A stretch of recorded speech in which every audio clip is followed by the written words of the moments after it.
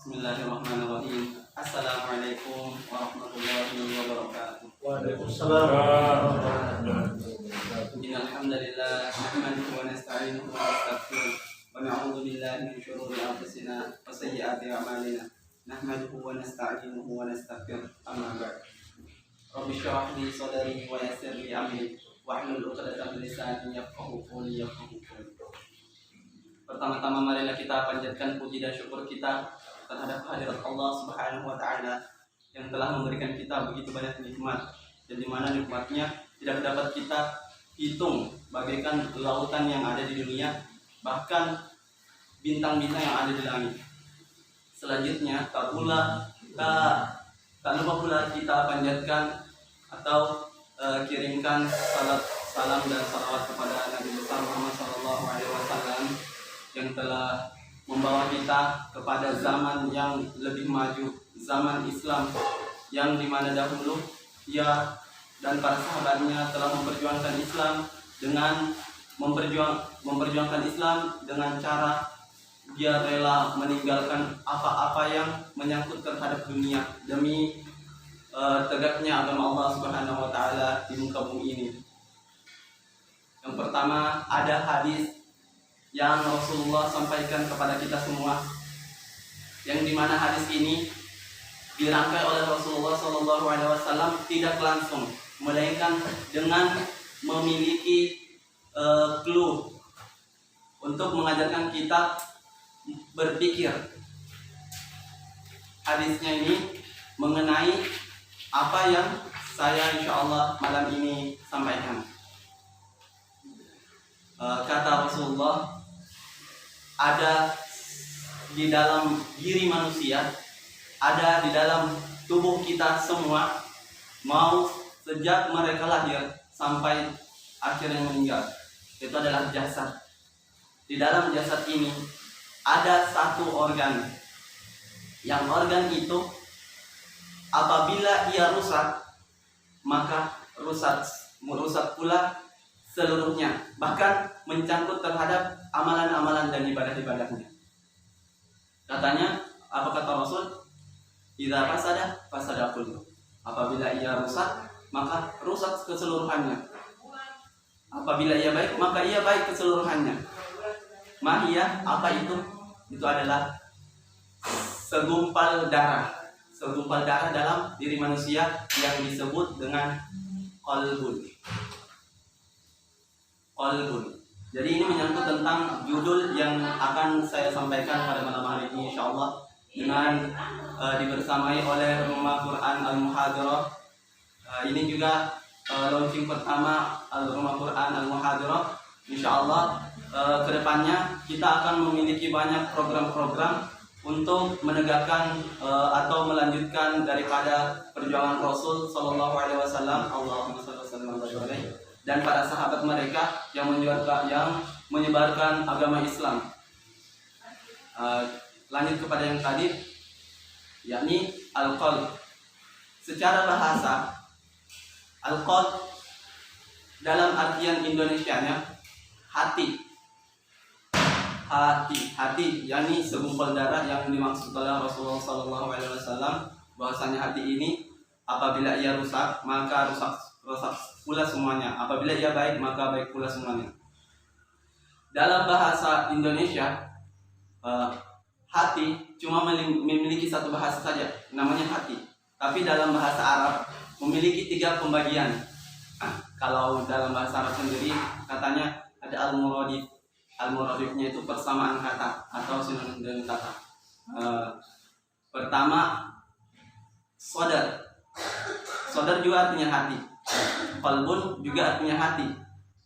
Fuadun artinya juga hati. Terus apa yang membedakan daripada kenapa demikian bahasa Arab memiliki 3 bahasa Arab, padahal bahasa Indonesia itu cuma 1. Pertama, sodrun. Sodrun itu adalah bagian luar daripada hati. Yakni kalau bahasa Arab bisa juga dikatakan bahwasanya sodrun itu adalah dada. Setiap orang yang beristighfar kepada Allah Subhanahu wa taala atau telah melakukan sesuatu yang keji.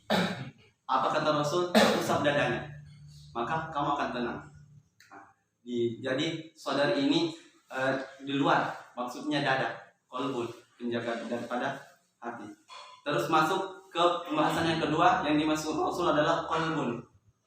Kenapa yang dibahas di sini Rasulullah Shallallahu Alaihi Wasallam pada hadisnya itu mengatakan mahia al-qalb, dan dia adalah qalb.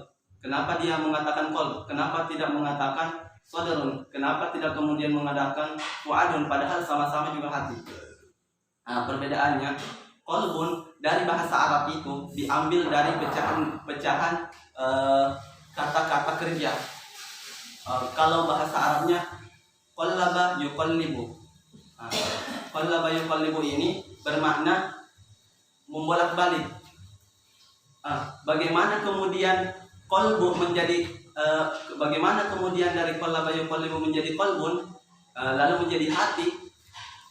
Padahal artinya ini qallaba yuqallibu adalah membolak-balik.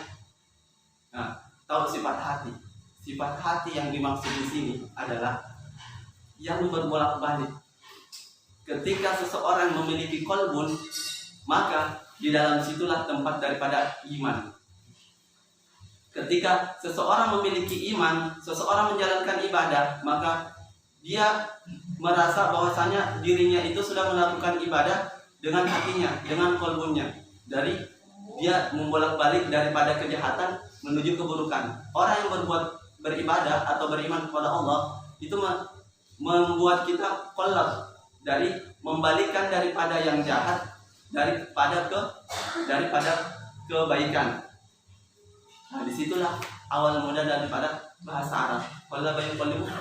Qalbun menjadi, kenapa bisa menjadi qalbun? Karena salah satu sifat hati adalah bolak-balik. Kadang di dalam hati ini ada dua bilik, ada qalbun, ada fuad. Kalau fuad semuanya itu adalah inti daripada kebenaran. Kalau kita melaksanakan sesuatu, melakukan kekejian sesuatu, kalau ada rasa terdetik dalam hati itu adalah fuad, namanya fuad. Dari dalam hati ini adalah fuad. Fuad itu semua kebaikan. Tapi kalau qalbun ada kebaikan, ada kejelekan. Maksudnya qalbun itu membolak-balik. Bahasa Arab itu mengatakan qalbu bolak-balik. Nah, di mana jadi hadis Rasul yang membahas tentang qalbun, dia tidak mengatakan, kenapa Rasul Shallallahu Alaihi Wasallam tidak mengatakan mahia al-sadar, mahia al-fuad, tapi Rasul Shallallahu Alaihi Wasallam mengatakan mahia wal qalbu. Ya, ini adalah qalbun. Jadi segumpal darah yang ada dalam diri manusia, yakni disebut Rasul adalah qalbun, karena qalbun itu berbolak-balik. Dia bisa kemudian hari ini beriman, terus esoknya mungkin dia melakukan kekejian, dia melakukan segala hal yang tidak dibenarkan oleh syariat, dibenarkan oleh agama. Jadi kita harus membedakan qalbun dan fuad tadi. Jadi Rasul lebih mendetail kepada qalbun. Kita terus bahas ini qalbun. Qalbun, kata Rasul, apabila ia rusak, maka ia rusak keseluruhannya. Apabila ia baik, maka ia baik pula keseluruhannya. Ada satu yang dimana kenapa Rasul menyatakan dia qalbun? Karena qalbun ini cenderung memiliki banyak penyakit di dalamnya. Inilah yang saya maksud, yang kita akan bahas.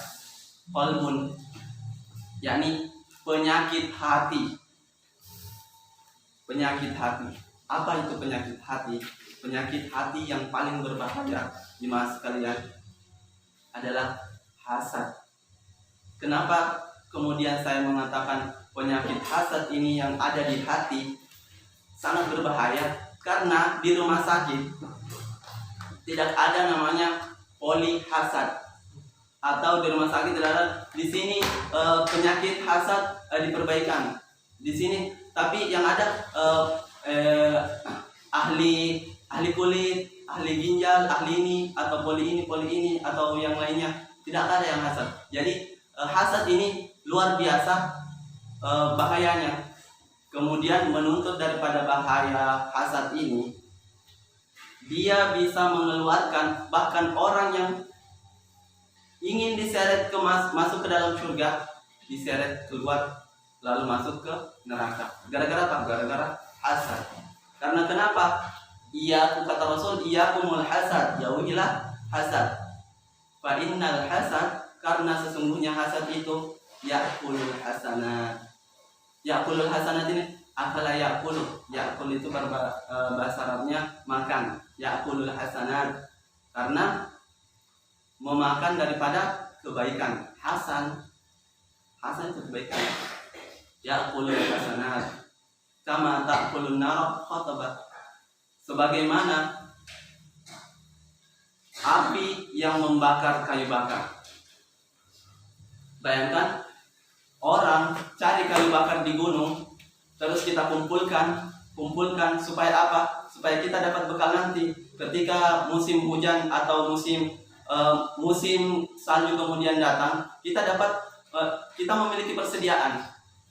Tapi bagaimana kemudian ya'kulul hasanat, kita pikirkan capek-capek kita melakukan kebaikan, sebagaimana kita sholat, sebagaimana kita beribadah, sebagaimana kita berkurban karena Allah Subhanahu wa Ta'ala. Tapi karena satu penyakit ini yang ada di hati manusia, di setiap kita, maka semua amalannya, mau itu amalan sholatnya, mau itu amalan ibadah lainnya seperti sodako atau yang lainnya, berkurban, itu hangus. Bayangkan kita masuk di ruangan, ternyata cuma dapat abu-abunya, bekas daripada pembakaran api. Bayangkan kita sudah di surga, dikasih lihat sama Allah, ini bagian kananmu, lihat, bilang, ya Allah, apa ini amalan kamu, yang kamu pas mau masuk surga, pas dilihat, stop dulu, dilarang masuk surga. Kenapa dilarang masuk surga? Lihat lagi di belakangmu. Nah, kenapa?